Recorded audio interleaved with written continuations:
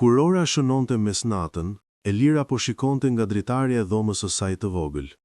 Qyteti duke i qetë, por zemra e saj rrifte fort, e mbushur me ankth e pasiguri. Kohët e fundit, gjithçka dukej se po shkonte keq. Planet e saj po shkatroheshin, njerëzit që ajo besonte po largoheshin, dhe ëndrat që dikur i dukeshin të prekshme, tani i duken si mjegull e largët. Ajo pyeste veten, a ka ende shpresë për mua? Çdo ditë i sillte sfida të reja, dhe ajo ndihej sikur po luftonte e vetme në një betejë të padukshme, por në thellësi të shpirtit të saj, kishte një zë të butë që nuk heshti kurrë, një zë që i thoshte, mos u dorëzo, diçka e madhe po vjen. Elira nuk e dinte se ai zë ishte fillimi i një bekimi që do t'i ndryshonte jetën përgjithmonë. Kur mbylli syt për të fjetur, një ndjesi e çuditshme dridhej brenda saj, si të ishte një paralajmërim i bukur për atë që e priste. Ndonse errësira e natës e mbështolli, një dritë e vogël shprese shkëlqeu thellë në zemrën e saj. Ditët kaluan dhe Elira vazhdonte të përballej me sprova që dukeshin të pafundme. Shpesh ajo pyeste veten, pse Zoti e lejoi të kalonte nëpër aq dhimbje? Ajo lutej, kërkonte një shenjë, një mesazh që të tregonte se nuk ishte e harruar. Një mbrëmje, e lodhur nga gjithçka, ajo ul në shtrat dhe çau heshtjen me një lutje të thjeshtë. Zot, nëse je pranë meje, më udhëheq. Në atë moment, një qetësi e veçantë mbështolli. Nuk kishte tinguj, as fjalë të dëgjueshme, por zemra e saj e ndjeu një forcë të butë që po i ngrohte shpirtin. Ndjeu sikur dikush po i thoshte, unë jam këtu. Bekimi që ke pritur është më afër se sa mendon. Edhe pse nuk e kuptonte plotësisht, një fije drite u ndez në mendjen e saj. Ajo pa ëndra të çuditshme atë natë, një derë që hapej para saj, një rrugë ndritshme dhe një dorë që i zgjatej. Kur u zgjua, ishte ende e lodhur, por jo e pashpresë. Elira filloi të besonte se ndoshta çdo vështirësi që po kalonte, po e përgatiste për diçka shumë më të madhe. Të nesërmen, ndërsa Elira po ecte për punë, ndodhi diçka e pazakontë. Një grua e moshuar që ajo nuk e kishte parë kurrë më parë, ju afruave një buzëqeshje të ngrohtë. Mos humb besimin, vajzë, i tha ajo me një zë të butë.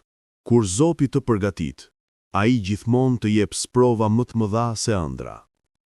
Elira u habit. Si mund ta dinte kjo grua çfarë po ndodhte në zemrën e saj? Ajo vazhdoi rrugën e çuditur, por zemra e saj filloi të rrithte më qetë. Më vonë, në punë, një koleg që rrallë komunikonte me të, i solli një kafe dhe i tha, duket se ke nevojë për pak energji sot. Ishte një gjest i vogël, por për Elirën, dukej si një mesazh tjetër nga qielli. Filloi të kuptonte se bekimet nuk vijnë gjithmonë si mrekulli të mëdha. Ndonjëherë ato fillojnë si shenja të buta dashurie hynore, fjalë, njerëz, momente që ndryshojnë gjithçka. Për herë të parë pas shumë kohësh, Elira ndjeu se Zoti po punonte për te asaj që ajo mund të shikonte. Diçka e re po fillonte të lulëzonte në jetën e saj. Elira filloi të shoh veten ndryshe. Ajo që dikur e mbante të lidhur, frika, pasiguria dhe dyshimet, po fillonte të zbehej. Ajo nisi t'i kushtonte më shumë vëmendje mendimeve të saj, duke shtyrë larg negativitetin që i kishte pushtuar shpirtin prej kohësh. Gjithnjë më shumë e kuptonte se fuqia për të ecur përpara nuk vinte nga rrethanat, por nga besimi i saj te Zoti. Ajo vendosi të lexojë çdo ditë një varg nga Bibla dhe ta fillonte mëngjesin me falënderim, edhe kur nuk kishte asgjë që dukej se shkonte mirë. Faleminderit Zot që je me mua, edhe sot, po shpëriste ajo kur dilte nga shtëpia. Sado e vogël që ishte kjo praktik, ajo transformonte zemrën e saj. Fytyra ju ndriçua, hapat ju bën më të lehtë dhe një buzëqeshje e vërtet nisi të rikthehej.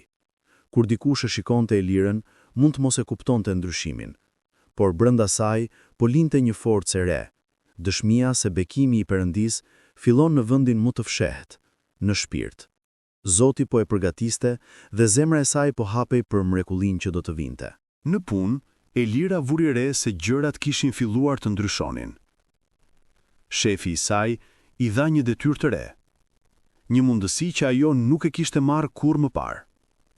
Në fillim, u friksua. Mendoi se nuk ishte gati, se do të gabonte. por pastaj kujtoi fjalët që dëgjoi në zemër. Bekimi po vjen. Ajo pranoi detyrën me guxim. Gjatë ditës, gjërat nuk shkuan gjithmonë siç duhej. Kishte pengesa, gabime dhe momente kur ajo mendoi të dorëzohej. Por çdo herë që e rrësohej shpresa, një situatë e vogël i jepte forcë. Një këshill e mirë, një buzëqeshje, një ndihmë e papritur. Në mbrëmje, kur mbërriti në shtëpi, kuptoi se ajo që ndjeu gjatë ditës nuk ishte vetëm fat i mirë, ishte një rrugë që po hapej pikërisht para saj. Rruga që Zoti kishte zgjedhur për të. Ajo filloi të kuptojë një sekret të madh të jetës. Kur je gati të thuash, nuk mundem, Zoti përshpërit, ti nuk je vetëm. Ajo mbylli syt me një buzëqeshje. Bekimi nuk kishte ardhur ende plotësisht, por ishte shumë më afër. Sa më shumë që Elira afrohej drejt bekimit të saj, aq më e fortë bëhej betejë e brendshme. Mendimet të vjetra filluan të riktheheshin.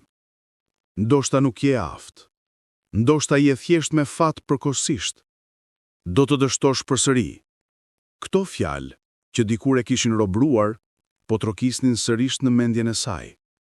Dhe për një çast, ajo u ndje dobët. Por këtë herë kish mësuar diçka të re. Kur Zoti do të sjellë një bekim të madh, errësira gjithmonë përpiqet të ndalojë. Elira ul në heshtje dhe filloi të marrë frymë thellë. Ajo kujtoi lutjet e saj, shpresën që po rritej, gjithë shenjat që e kishin drejtuar deri këtu. Pastaj thirri me zë të ulët por të sigurt. Zot, më jep forcë të besoj më shumë se sa frika ime. Menjëherë, qetësia e njohur hyri përsëri në shpirtin e saj. Drita e besimit e mposhti terrin e dyshimit.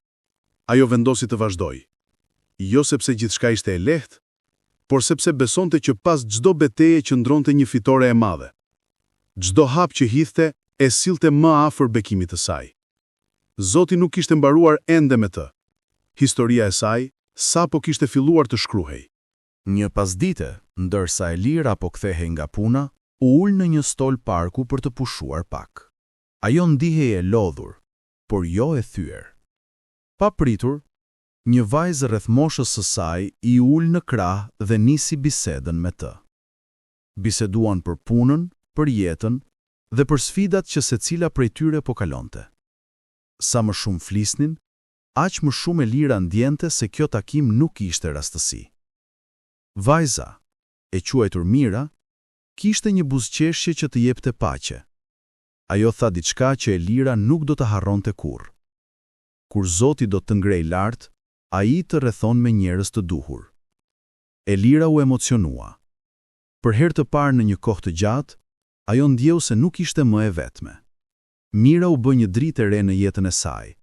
Një mikesh që motivonte, dëgjonte dhe ndihmonte të kuptonte se bekimi shpesh vjen përmes njerëzve.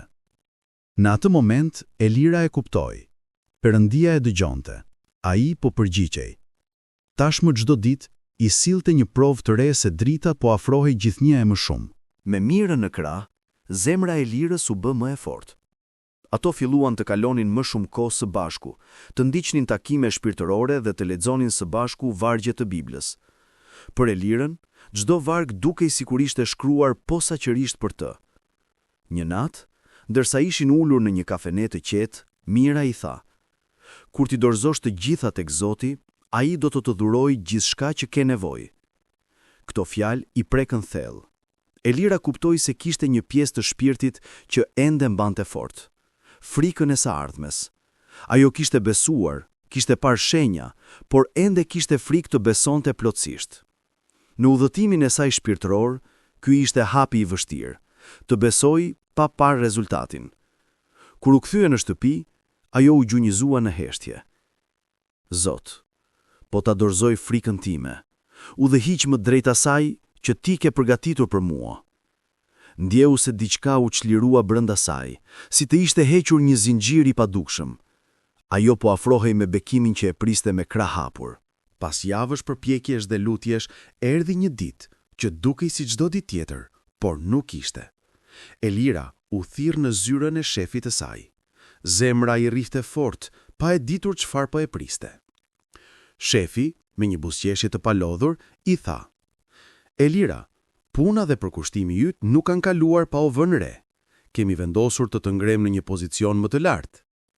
Ajo ngriti sytë e befasuar, pa mundur të fliste menjëherë. Ishte një nga ato momente kur e kupton se çdo lot, çdo lam të mirë, çdo lutje e heshtur nuk kishte qenë e kotë. Ndërsa ai shpjegonte detajet e reja të punës, Elira dëgjoi vetëm një fjali në shpirtin e saj. Ja ku është bekimi që kam premtuar. Kur doli nga zyra me sytë që i shëndrisnin nga gëzimi, ajo kuptoi se Zoti nuk i sjell bekimet papritur, ai i sjell në kohën e duhur. E gjithë ajo që ajo kishte përjetuar, kishte qenë përgatitje, transformim. Me çdo hap që hidhte tani, ajo e dinte. Zoti po i hapte dyert e jetës së re. Elira e pranoi pozicionin e ri me një ndjenjë të thellë mirënjohjeje. Por krahas gëzimit, ajo ndjeu një përgjegjësi të madhe. Të mos harronte kurrë, prej nga dhinte forca e saj. Ajo e dinte se çdo hap i suksesshëm që hidhte ishte dhuratë nga Zoti. Tani, duke punuar më afër me njerëz të ndryshëm, ajo nisi të vërej një gjë të rëndësishme. Shumë prej tyre kishin të njëjtat frikra, ankth dhe zbrazëti që ajo kishte pasur dikur. Njerëzit shikonin buzëqeshjen e saj, por nuk e dinin historinë që qëndronte pas saj. Kur e pyetën se si a dilte me gjithçka, ajo buzëqeshi dhe tha: "Kam dikë që më jep forcë çdo ditë." Elira filloi të bëjë dritë për të tjerët. Çdo fjalë e saj, çdo gjest i saj sillte ngrohtësi dhe shpresë. Ajo kuptoi se bekimi i saj nuk ishte vetëm për të, por për të shpërndar dritë në jetën e atyre që Zoti sillte pranë saj. Sepse bekimi i vërtet nuk është thjesht dhuratë, është mision. Me kalimin e ditëve, Elira nisi të kuptoj se jo vetëm puna, por edhe jeta personale po ndryshonte. Zemra e saj po shërohej, dhe gëzimi i brendshëm po bëhej gjithnjë më i dukshëm. Ajo filloi të shihte mrekullinë në detajet e jetës së përditshme. Në një përqafim që i jepte ngrohtësi, në një diell që linte si premtim i ri, në një natë të qetë që sillte paqe. Një mbrëmje, duke shëtitur nën qiellin e yjeve, ajo ndjeu një pranim ka vetja që i butësoi shpirtin. Nuk shihte askënd, nuk dëgjonte zëra, por ajo e dinte. Zoti ishte pranë saj. Ishte ai që i kishte dhënë kurajo kur ajo kishte rënë. Ishte ai që i kishte hapur dyert kur ajo nuk shihte rrugë. Ishte ai që po e shëndëronte vimjen e saj në dëshmi të gjallë. Elira e kuptoi se bekimi nuk ishte një ngjarje vetme, por një udhëtim i vazhdueshëm. Dhe ajo ishte ende në fillim të asaj që Zoti kishte përgatitur për të.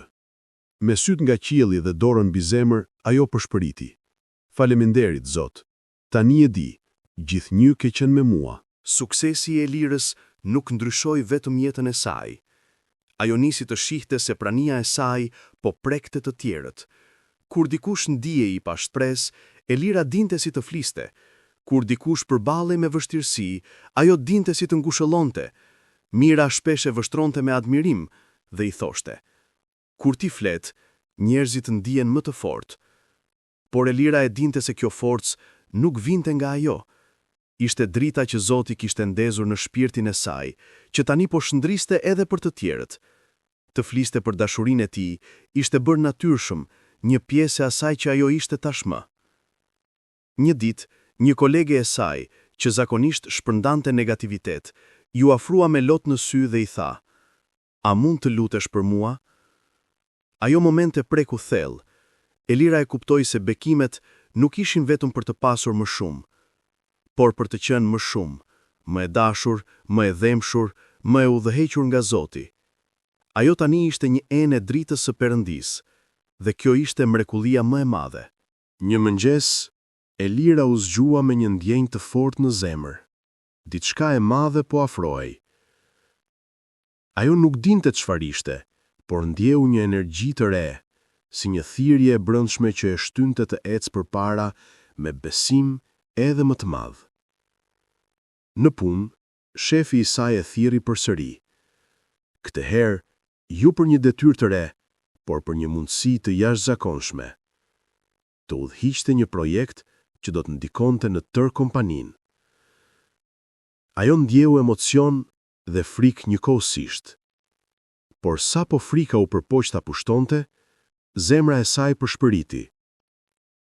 Ky është një rezultat i lutjeve të tua.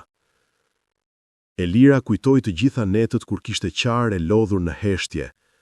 Ajo kishte kërkuar forcë, një rrugë, një qëllim.